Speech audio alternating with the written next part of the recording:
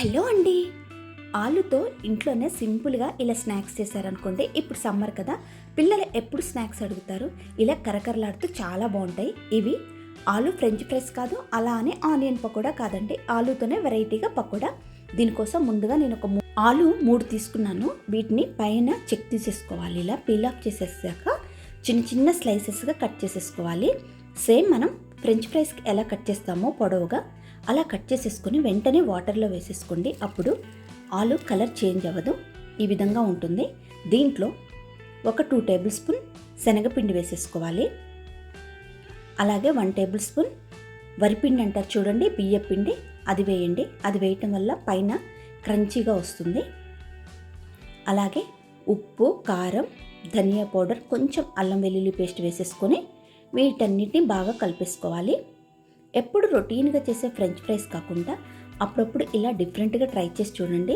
పిల్లలకు బాగా నచ్చుతుంది. సింపుల్ అండి. ఇంట్లో ఉన్న వాటితోనే ఈ స్నాక్స్ ప్రిపేర్ చేసుకోవచ్చు. వర్షం పడుతున్నప్పుడు, వేడివేడిగా దాన్ని తినాలనుకున్నప్పుడు ఇలా ప్రిపేర్ చేసేసుకోండి. ఇందులో ఏ వాటర్ యాడ్ చేయొద్దండి. ఆ ఆలులో ఉన్న వాటర్తోనే మొత్తం మనం కలిపేసుకోవచ్చు. ఆ తర్వాత డీప్ ఫ్రై చేసేసుకొని మీడియం ఫ్లేమ్లో పెట్టేసుకొని వీటన్నిటిని వేయించుకోవాలి.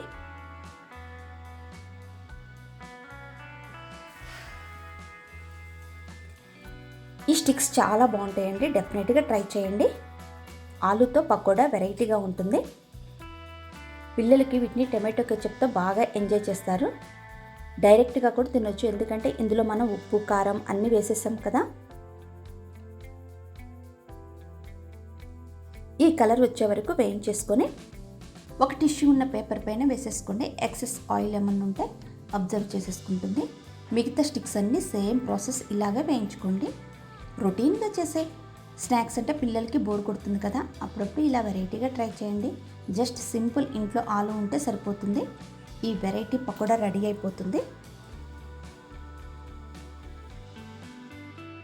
మనకి స్నాక్స్ అనగానే ఫస్ట్ గుర్తుకొచ్చేది ఆలునే కదా. పొటాటోతో డిఫరెంట్ స్నాక్స్ చేయొచ్చు. గ్రోయింగ్ కిడ్స్కి మాత్రం తప్పకుండా పొటాటోతో ఏదో ఒక వెరైటీ స్నాక్స్ ఇవ్వండి. వాళ్ళకి చాలా మంచిది. పెద్దవాళ్ళు చాలామంది ఆలుని స్కిప్ చేస్తారు, బట్ కిడ్స్కి మాత్రం ఈవినింగ్ స్నాక్స్ టైంలో ఇవ్వచ్చండి.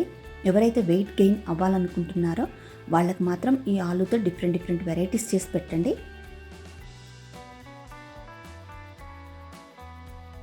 వెంటనే స్నాక్స్ ప్రిపేర్ చేయాలనుకుంటే మాత్రం ఇది ట్రై చేయండి. ఆలు ఉంటే సరిపోతుంది ఇంట్లో. అలాగే టీ టైం స్నాక్స్ లాగా యూస్ చేసుకోవచ్చు. స్కూల్కి వెళ్ళేటప్పుడు పిల్లలకి స్నాక్స్ బాక్స్లో కూడా ఈ రెసిపీ పెట్టి పంపించచ్చు. ఈ పకోడాకి కాస్త వేడి నూనెలో అలా లాస్ట్లో కొన్ని పచ్చిమిర్చి చీలికలు, అలాగే కరివేపాకుని వేయింపుకొని పైనుంచి అలా చల్లేసుకొని తినండి. చాలా టేస్టీగా ఉంటాయి.